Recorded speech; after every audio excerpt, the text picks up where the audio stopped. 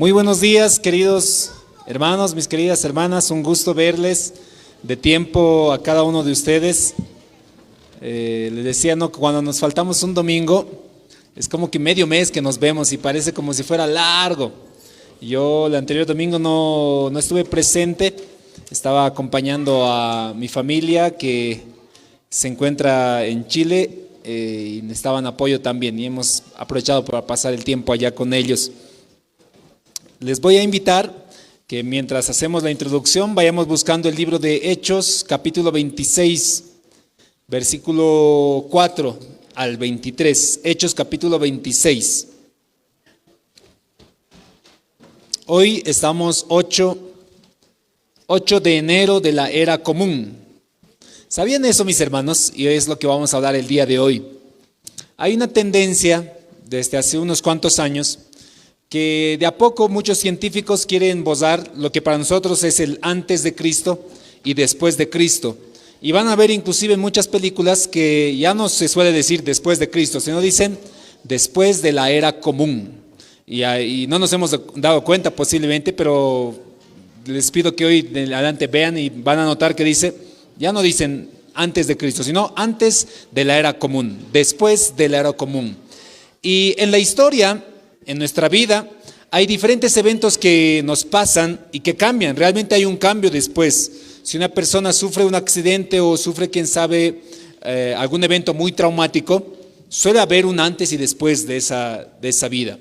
Yo recuerdo en el kinder de mis hijos había un niño que era muy extrovertido, muy alegre, y que después que sus papás decidieron separarse, el niño cambió. El niño era más introvertido, no se sociabilizaba tanto, y siempre hay un antes y después en nuestras vidas mismos. Son eventos que nos pasan, que suceden. Posiblemente nosotros recordemos, inclusive en nuestras vidas, hay eventos que nos han marcado y que han hecho que seamos diferentes. ¿Quién sabe? Diferentes no solo de mala manera, a veces te vuelves diferente de buena manera. Hay eventos que nos han transformado y que nos han hecho mejores personas. Nos han hecho más solidarios, más amables, más amistosos, más misericordiosos inclusive. La persona que alguna vez ha pecado y que recibió perdón suele ser una persona más misericordiosa, pero las personas que consideran que son perfectas, que nunca han pecado y que no tienen nada que perdonársela, son personas muchas veces más condenatorias. En la vida y en las familias también hay eventos que nos cambian. El nacimiento de un hijo, cómo cambia nuestra familia, ¿verdad? Aquellos que todavía son matrimonios, aquellos que son novios, cuando llegó nuestro hijo, cómo cambió el matrimonio, cómo cambia nuestra rutina, nuestro despertar, el cocinar, el alistarlos, cambia literalmente toda la estructura familiar. Cuando nos casamos es un cambio familiar totalmente. Cuando perdemos a un ser querido en la familia, igual suele producirse cambios en la familia. Un vacío enorme que deja, quién sabe, la pérdida del papá o de la mamá, nos deja un vacío. Pero solo hay un evento que cambia totalmente la humanidad. El día que yo nací, no cambió tu familia. O sea, el día que yo nací, hace unos cuantos años nomás, no es muchos años, el día que yo nací, tu familia, si tú piensas en esa fecha, ni te diste cuenta que yo había nacido. ¿Por qué? Porque el nacimiento de mi persona es insignificante frente a toda la humanidad. Los chinos no saben ni de mi existencia, no saben ni quién soy yo. El día en el cual nació nuestros hijos tampoco marcó la humanidad. El día que nació mi hijo Andrei marcó mi familia, marcó, quién sabe, a nuestros amigos, pero no marcó ni a Estados Unidos, ni a China, ni a la iglesia del Nazareno Belén, no marcó para nada, a nadie. Porque es un evento muy particular. Un accidente que suframos nosotros tampoco cambia la vida. Es más, alguna vez leí en una publicación de Facebook que nosotros como trabajadores nos matamos, nos desvivimos por el trabajo. Abandonamos todo, nos podemos romper hasta la espalda, podemos trasnocharnos con tal de que el jefe esté contento. Pero el día en el cual nos pasa un accidente y luego después de un tiempo te den de baja del trabajo, el jefe inmediatamente va a buscar otro trabajo. De familia no podemos cambiar. Entonces, el día en el cual nosotros sufrimos un accidente, tampoco marca la historia. Tampoco va a haber un antes y después del día de tu accidente. El día que te sacaron la muela. No hay un antes y después para mí, por lo menos no me ha interesado el día que te sacaron la muela. Ni el día en que me sacaron la muela tampoco a ti te ha interesado. ¿Por qué? Porque son eventos fortuitos. Solo hay un evento en la historia de la humanidad que literalmente transformó imperios, gobiernos al mismo hombre, y que hoy domingo 8 de enero después de Cristo, del 2023 después de Cristo, se está celebrando en diferentes lugares en el mundo un culto de adoración a Jesucristo. En diferentes lugares. No hay nadie, no hay ni un personaje en la historia, no hay ni un accidente, no hay ni una sola persona que pueda tener eso. No hay un antes y después del nacimiento de Hitler, no hay un antes y después del nacimiento de algún presidente de nuestro país, no hay. Solo hay un antes y después de Cristo. Desde ahí se cuentan los años. E inclusive, mis hermanos, si algún momento decidiesen cambiar a nivel global, que se elimine el DC, que es después de Cristo, y le pongan EC, que es la era común. ¿Bajo qué circunstancias? Van a contar justamente desde el nacimiento de Cristo, aunque traten de negarlo, eso ya está plasmado en la historia, indeleble, nadie lo va a poder borrar. Pero al respecto de los años, esta mañana en la escuela dominical un poquito estaba conversando mi hermano Francisco y quisiera argumentar y añadir un poquito más de lo que ya nos ha enseñado. En diferentes lugares en el mundo se celebran diferentes años. Acá en Occidente nosotros celebramos el 2023 años. En junio, en el pueblo Aymara, el Año Nuevo Aymara, ¿cuántos años cumplimos que somos aymaras nosotros? ¿Cómo no van a saber? 5.527 años vamos a celebrar en junio, 28 va a ser, porque estamos ahorita en el año 5.527 en el pueblo Aymara. O sea, hemos vivido más años que el 2023. Los chinos celebran, dice, 4.721 años van a celebrar los chinos. Los judíos celebran 5.783 años. Pero la mayoría de los países celebramos el año 2023. Cuando a veces vamos a ver datos bíblicos y vemos ciertos años, el antes y después de Cristo, solo para dato histórico para todos, y enseguida vamos a ir a la reflexión del día. Para dato histórico, el antes y después de Cristo, no es que Jesucristo nació y los soldados romanos dijeron, bueno, ahora ya es antes de Cristo, año 1 después de Cristo. No, pasaron cerca a 6 siglos, como 600 años, hasta que empezaron a establecer y contar los años desde el nacimiento de Cristo. Pero todavía no era algo común. Tuvieron que pasar 1100 años, 11 siglos, hasta que la humanidad entera, o por lo menos los gobiernos e imperios de ese entonces, dijeron 1100 después de Cristo. Pero entonces cuando nosotros vemos a las Escrituras, la Biblia acaba de escribirse o llega a completarse en su cabalidad cerca del año 90 después de Cristo. Ellos todavía no sabían que estaban en el año 90. Nosotros les hemos calculado esa fecha. Por eso es un poco difícil poder determinar con claridad un tiempo de la venida del Señor. ¿Bajo qué año? ¿Bajo el año judío? ¿Bajo el año griego? ¿Bajo el año chino? ¿Bajo el calendario aymara? Porque Juan, el apóstol, todavía no sabía que estaba en el año 80 después de Cristo cuando empezó a escribir el Apocalipsis. Después de 600 años, dijeron, estamos en el año 600, porque recordamos, bajo el imperio del César que estaba en ese entonces, bajo los diferentes Césares que han pasado a la fecha, son por lo menos 600 años. Entonces, 600 después de Cristo. Pero Juan y los apóstoles sabían que estaban en esa fecha. Nosotros, como cristianos, yo no sé cuántos años se cumplieron, ya me he olvidado, pero estoy todavía aquí en el 2023 después de Cristo. Pero sé algo, ya llevo 20 años en Cristo. No hagan cálculos de cuántos años tengo todavía. Llevo 20 años en Cristo, no sé si soy sus antiguos de ustedes. ¿Alguien tiene ya 20 años en Cristo? O sea, desde su conversión, que sea mi contemporáneo. ¿Quiénes tienen más de 20 años en el cristianismo? o sea, en Cristo. ¿Hay alguien? Yo creo mi hermano Estaquio, hermana Antonia, ¿cuántos años ya están en Cristo, mi hermano Estaquio? Más 40. ¿Cuántos son mis sarnitas, mis monitos? Menos 20 años en Cristo. Ahí está mi sarnita, hermana. Tienes que abonar. Cuando yo te digo, abona, hermana, tienes que abonar. 20 años que estoy en Cristo y sé algo. O es que no sé, es que he visto en estos años de experiencia algo. Que siempre en la vida que alguien realmente ha conocido a Cristo, va a haber un antes y un después.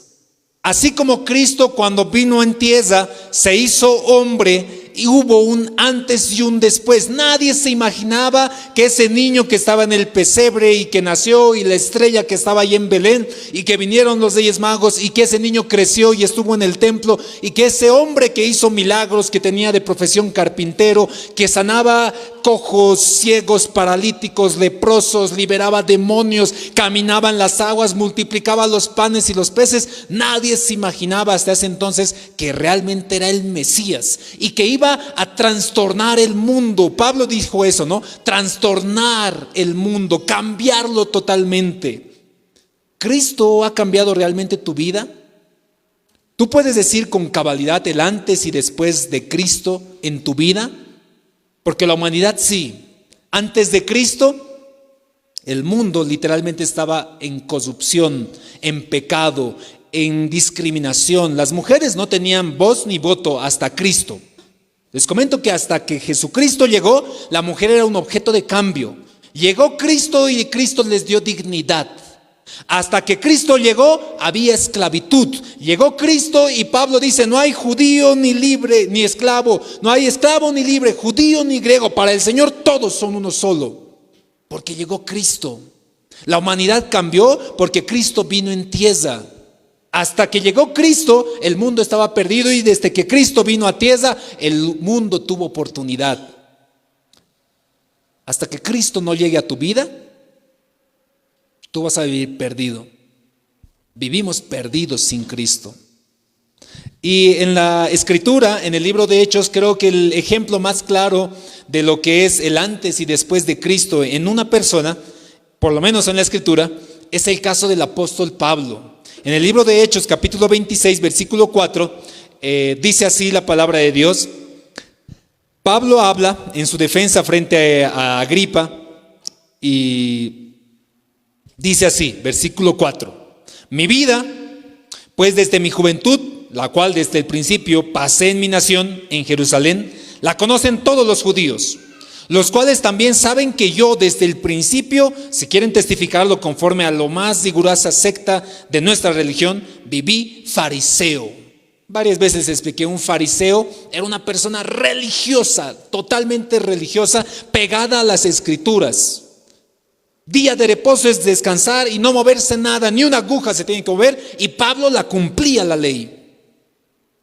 Pablo no comía cosas inmundas, Pablo no se tocaba ni siquiera con las personas inmundas, Pablo se alejaba de los samaritanos, se alejaba de los gentiles. Pablo era fariseo de fariseos. Él dice, yo en algún momento, yo era fariseo de fariseos, como dice ahí, del linaje más estricto, más riguroso de nuestra religión, yo viví fariseo, dice Pablo. ¿Cuántos de ustedes pueden testificar así en su vida? Me encantan esos espacios de testimonio cuando personas que tal vez estaban en alcoholismo o tenían algún serio pecado en su vida, maltrataban a su familia, vivían en algún tipo de adicción, y me sorprende cuando testifican y dicen, yo antes era así. Hay muchos de aquellos que hablan así. Yo antes vivía de esta manera, tenía estos pecados, maltrataba a mi familia. A algunos les molesta eso porque se creen perfectos, pero aquellos que vivimos y hemos sido rescatados por el Señor, sabemos lo grandioso que es ese testimonio. Porque Jesucristo es el único que puede hacer eso. No hay nadie, ni un psicólogo, no hay nadie que pueda hacer esa transformación y esa conversión en alguien. Y eso tal vez como un paréntesis, la iglesia no está para convertir a nadie. Mi hermano, dejemos de esforzándonos para tratar de convertir al joven. Nosotros no tenemos la capacidad. Tú mismo no tienes la capacidad de convertirte a ti mismo. Solo el poder del Espíritu Santo en tu vida llega a convertirte. Pero volviendo, Pablo dice, yo era fariseo, bien rígido, de la escuela más rígida de nuestra religión, fariseo. Y ahora, por la esperanza de la promesa que hizo Dios a nuestros padres, soy llamado a juicio. Está defendiéndose. Promesa cuyo cumplimiento esperan que han de alcanzar nuestras 12 tribus, sirviendo constantemente a Dios de día y de noche. Por esta esperanza, oh rey Agripa, soy acusado por los judíos. ¿Qué? Se juzga entre vosotros que increíble que Dios resucite a los muertos. Versículo 9. Yo ciertamente había creído mi deber hacer muchas cosas contra el nombre de Jesús de Nazaret, la cual también hice en Jerusalén. Yo encesé en cárceles a muchos de los santos, habiendo recibido poderes de los principales sacerdotes, y cuando los mataron, yo di mi voto. Para aquellos que se creen santos, la Biblia está llena de pecadores que creyeron en la gracia del Señor. Pablo era uno de ellos, asesino. ¿Alguno de ustedes ha matado alguna vez? Posiblemente no, yo creo que no, confío que no, espero que no. Pero Pablo sí. Pablo consintió la muerte, y una muerte muy terrible. La muerte de Esteban fue una de las primeras muertes que consintió Pablo. Esteban estaba predicando el evangelio, lo agarran a Esteban, que es el primer mártir, era un diácono, y lo apedrean. Como decía la ley verbal de los fariseos, el que blasfemaba en contra de Dios y en contra de la ley merece ser apedreado. Y agarraron piedras y lo golpearon. ¿Alguna vez te han apedreado? ¿Te has golpeado por lo menos con algo? Imagínate morir a pedradas. Es sanguinario, es muy cruel. Y Pablo dice, y lo confiesa acá, yo consentí su muerte, di mi voto para matarlos. Agarré a muchos de los santos y los metí a las cárceles. Y muchas veces, castigándolos en todas las sinagogas, les forcé a blasfemar. Mi hermano, ¿cómo crees que puedes forzar a alguien a blasfemar? O sea, le estás forzando a que diga lo contrario. ¿De qué manera? ¿Será buenitas que alguien puede forzar a blasfemar? Por favor, a ver, di algo diferente. Yo soy bolivarista. No, a ver, de buenas te voy a decir, di que eres estronguista. No, yo soy bolivarista. A ver, una vez más, de buenitas, no sé cómo más decirte. ¿Creen que va a decir ese que es apasionado, decir yo soy estronguista, que digas de buenitas, yo soy bolivarista? ¿Qué tendrías que hacerle para que diga, no, ya, soy estronguista y a la fuerza? Castigándolos, dice Pablo. Tuvo que torturar el apóstol Pablo a los discípulos del Señor, a los seguidores de Jesucristo. ¿Para qué?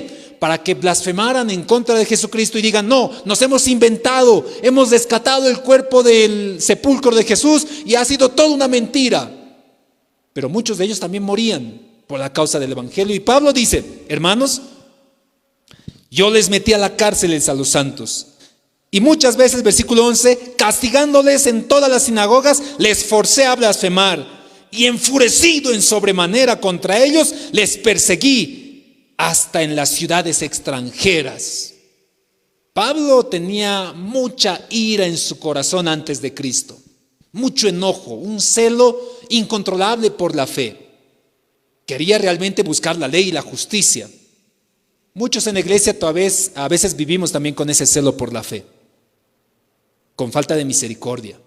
Y es importante, mis hermanos, tener misericordia unos con otros, amándonos fraternalmente unos con otros. Jesús dijo, ¿en qué les van a conocer a mis discípulos? En que os améis unos a otros.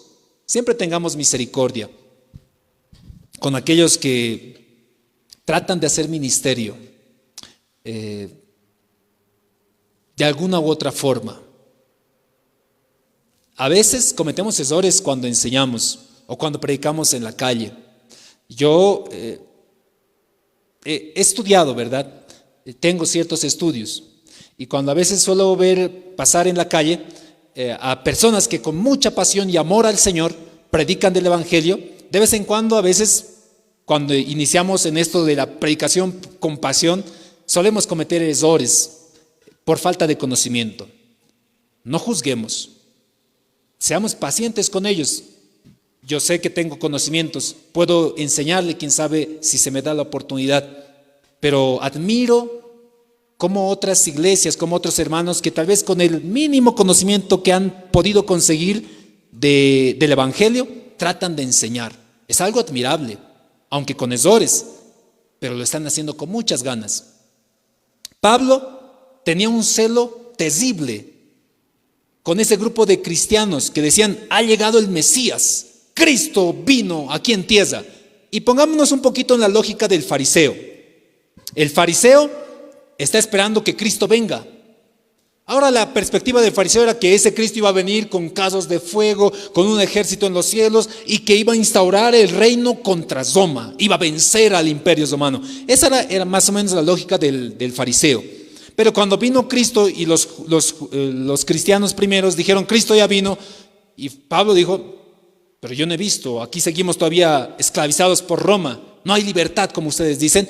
Y Pablo se llenó de celo y empezó a castigar a estos cristianos, a obligarlos a blasfemar, a inclusive matarlos con tal de que dejen de hablar. ¿Por qué? Porque Pablo era celoso de su fe, de lo que él creía que era correcto.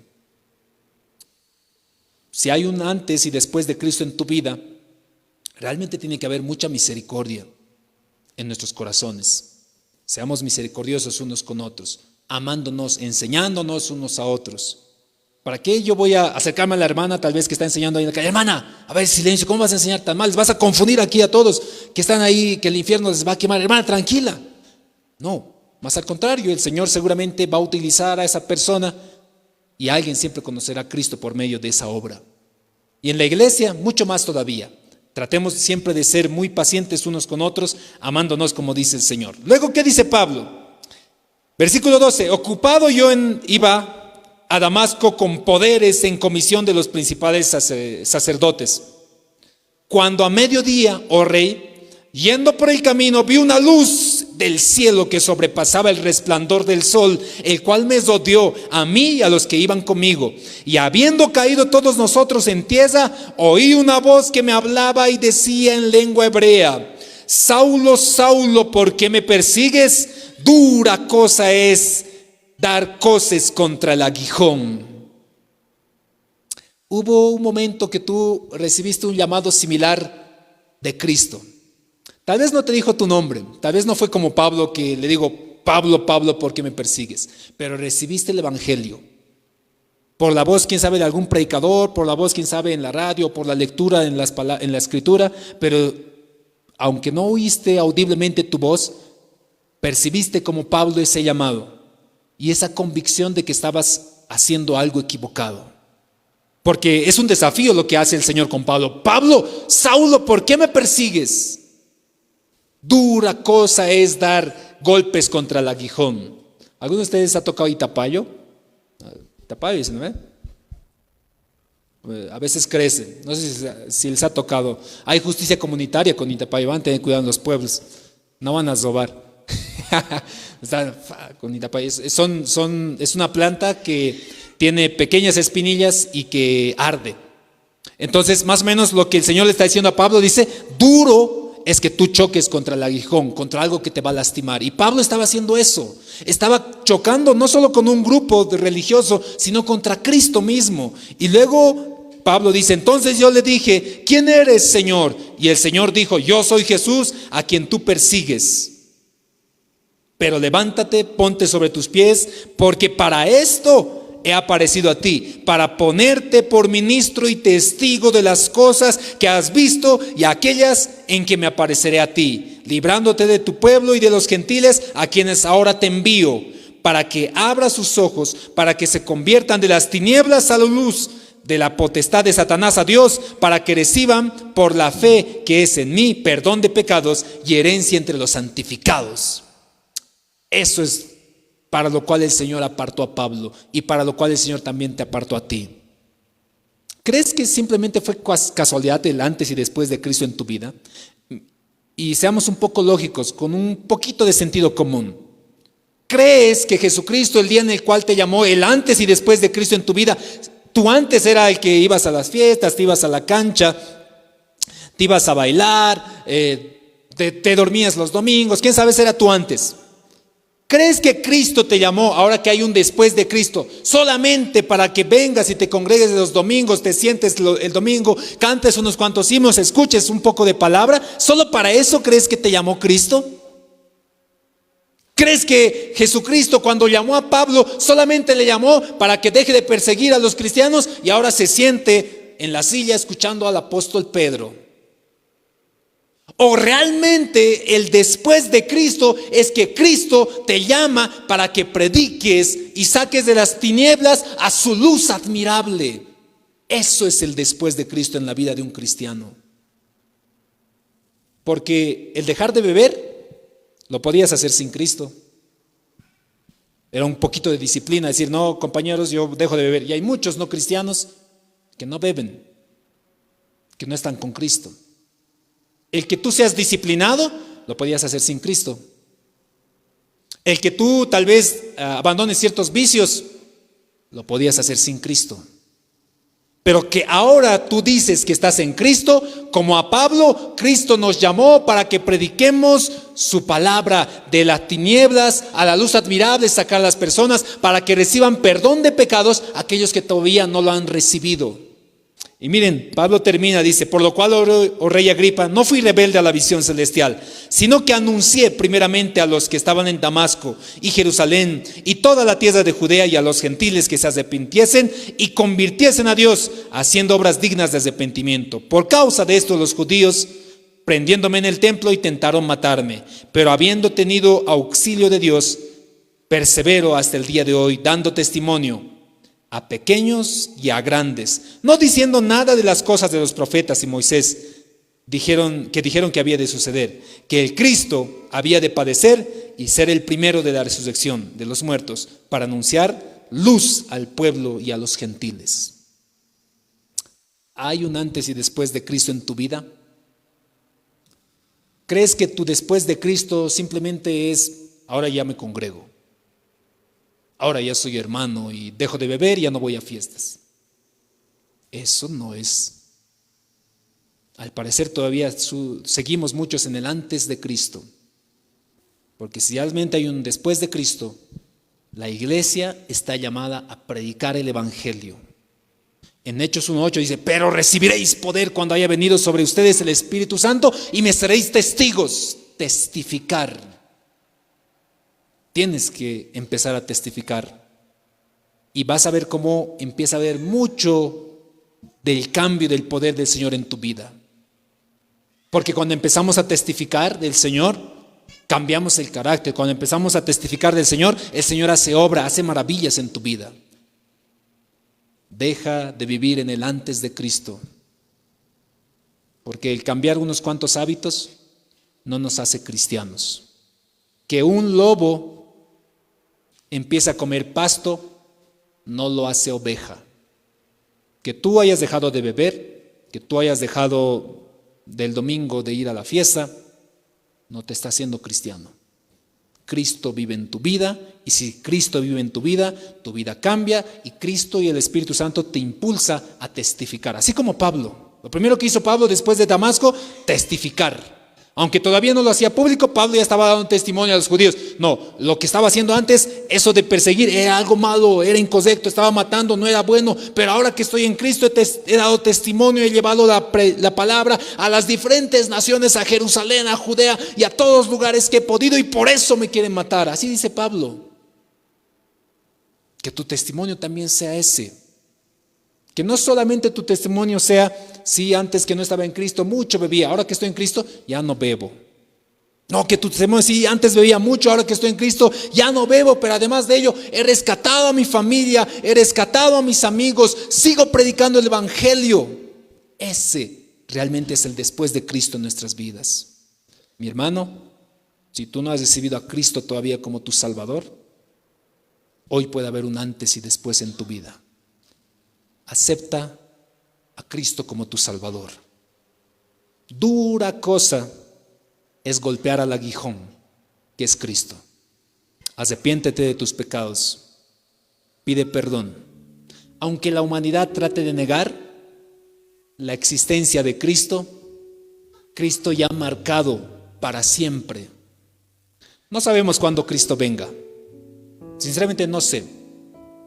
Si me preguntan a mí como pastor, me dicen, pastor, ¿sabe cuándo? No sé. Yo te voy a decir directamente, no sé. He leído muchos libros, he visto muchas prédicas y finalmente no sé cuándo va a venir Cristo, pero sí sé, estoy algo seguro, va a venir. Y va a venir por su iglesia. No será hoy, no será mañana, no será en un año, pero de que viene, viene. Y esa palabra también la dijo Pablo hace más de 2000 años. Cristo ya viene pronto. Y eso a mí no me frustra. No me frustra que haya pasado 2000 años y todavía Cristo no viene. Me da esperanza. Me da esperanza porque puedo predicar a mi familia. Yo el 2025 estoy haciendo una campaña de evangelismo para mi familia que todavía no conoce de Cristo. Netamente, solamente para mi familia. Y espero que hasta el 2025 no venga todavía el Señor. No, 2024 es. Y espero que no venga. Y si viene, bueno, estamos listos. No sabemos en qué año estamos, literalmente. Si el 2023, 5547. Pero sí estoy en el presente. Jesús dijo algo, ¿verdad? No somos en este mundo, no estamos en estos años, pero estamos en este mundo y Cristo está acompañándonos todo el tiempo. Este año, que sea, mis hermanos, un año para predicar el Evangelio, así como Pablo. Más allá de predicar una doctrina, más allá de predicar alguna costumbre, vístete así, peínate así, córtate el cabello así, escucha esta música, predica el Evangelio. Nos dedicaremos a predicar el Evangelio. Y el Evangelio es algo. Cristo vino a la tierra por cada uno de nosotros para perdonarnos nuestros pecados, limpiarnos de toda maldad y que podamos vivir por primera vez en la historia libres. Tenemos libertad. No me refiero a una libertad política religiosa. Tenemos libertad en Cristo sobre la muerte, sobre el pecado. Y esa libertad en ningún momento lo vamos a poder comprar ni conseguir. Hoy que sea tu después de Cristo. Vamos a orar, mis hermanos. ¿Quieres orar en este día? ¿Quieres acercarte acá? Pidámosle al Señor por aquellos que están pasando necesidad también. Tú estás para testificar de Cristo, predicar el Evangelio. Cristo viene pronto, no sé cuándo, pero viene pronto y su iglesia va a estar lista. Gracias, Señor, te doy en este momento.